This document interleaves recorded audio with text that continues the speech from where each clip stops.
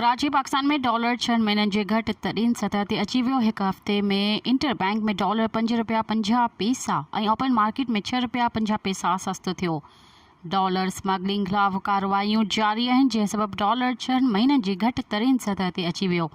हिकु हफ़्ते में इंटरबैंक में डॉलर 5 रुपया 50 पैसा सस्तो थी वियो ऐं डॉलर 5 रुपया 50 पैसा घटण खां पोइ 282 रुपयनि 69 पैसनि जो थी वियो। गुज़िरियल हफ़्ते डॉलर 287 रुपयनि 74 पैसनि ते बंदि थियो हो। ओपन मार्केट में बि डॉलर सस्तो थियो। हिकु हफ़्ते में ओपन मार्केट में डॉलर 6 रुपया 50 पैसा सस्तो थी 288 रुपयनि मां घटिजी 281 रुपयनि 50 पैसनि ते बंदि थियो।